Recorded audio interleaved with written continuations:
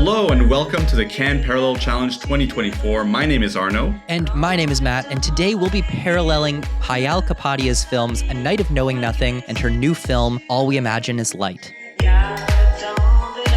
Payal Kapadia is an Indian filmmaker based in Mumbai. She's made a number of short films that made the rounds at film festival, but it's not until A Night of Knowing Nothing in 2021 where she wins the Golden Eye at Cannes for the best documentary that she gets on cinephiles' radar. Kapadia, to this point, mostly tackles themes surrounding feminism and women's place in India, and she's an advocate of the idea that love is politics, especially in a country where family and caste still have a strong influence. Kapadia now has her first feature narrative film premiering in competition at Cannes this year, which will make it the first Indian film in 30 years to make it in that program. This is a perfect opportunity for us to catch up with A Night of Knowing Nothing. This film has been on my radar for a while and I've just been putting it off, and now I'm happy to finally watch it.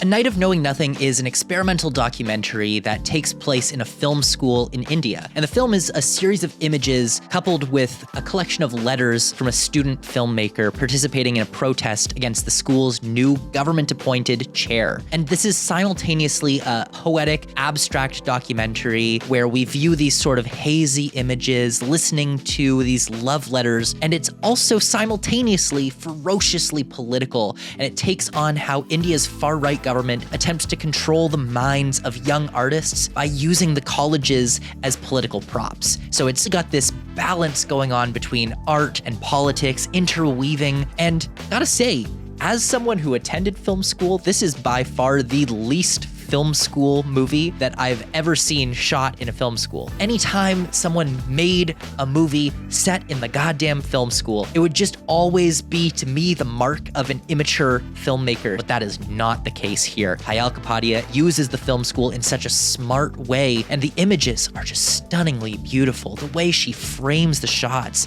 how she chooses to linger on certain images to a point of discomfort or almost a hypnotic trance, because the right-wing government of Modi is installing a government prop to run the film school. They are trying to control the minds of young filmmakers, to shape them all into this mold of what an Indian filmmaker should look like under this very nationalist regime. And so by making a film like this, by making it so anti-Bollywood, Tollywood, any of those commercial film industries, it is an act of resistance against this government that is pushing people to conform into this more right-wing and commercial view of what films should be. Yeah, India has an indie film scene, but it is not very well known, and it's evident that most of the film industry does go to the big commercial films. On a story level, this film reminds me a lot of For Sama, another Golden Eye winner, in that it balances a more intimate story with an active political conflict that cannot be ignored. In For Sama, it's this story of a mother doing a video diary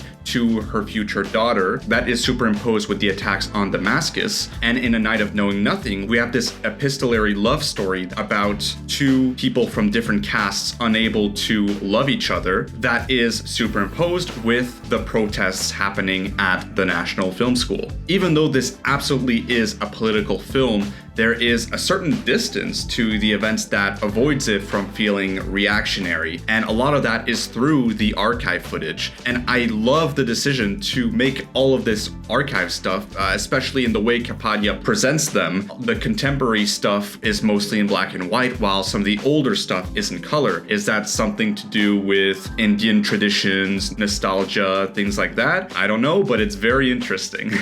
Gotta say, this was my sleepiest watch. I viewed this very early morning, and some of those lingering shots, the droning soundtrack definitely knocked me out a few times. But like Abbas Kiarostami said, sometimes the film's meant to lull you to sleep, leave you thinking about them for days after. And yes, that is me just rationalizing why it's okay that I fell asleep during this movie. I still got it. I don't think I was asleep for that much. I mean, I was awake during the whole film, but I don't think this film really made that huge of an impression on me. But I love a lot of what it's doing, and the emotional core is certainly present through the epistolary story. I love the way that some of the diary entries are written on screen, sometimes even some of the doodles. There's a lot of creative things going on here. And ultimately, I think that her themes are starting to resonate in that she's very aware about the relationship between love and caste and how these things just have trouble gelling together in the current political climate.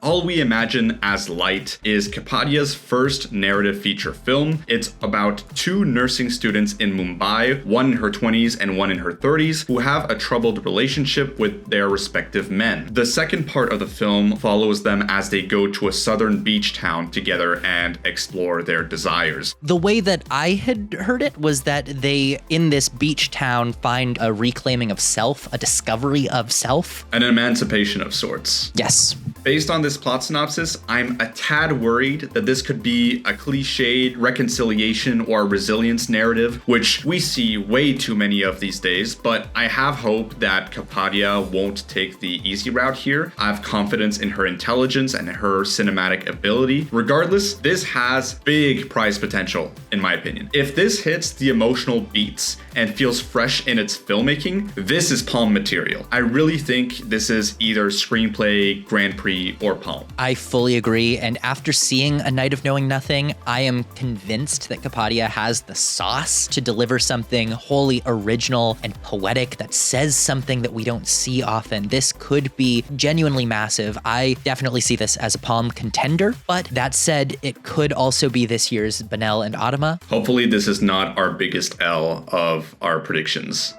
In the next episode, we give voice to Mohammad Rasulov through A Man of Integrity and his new film, The Seed of the Sacred Fig. Join us as we discuss the latest rebel in Iranian cinema.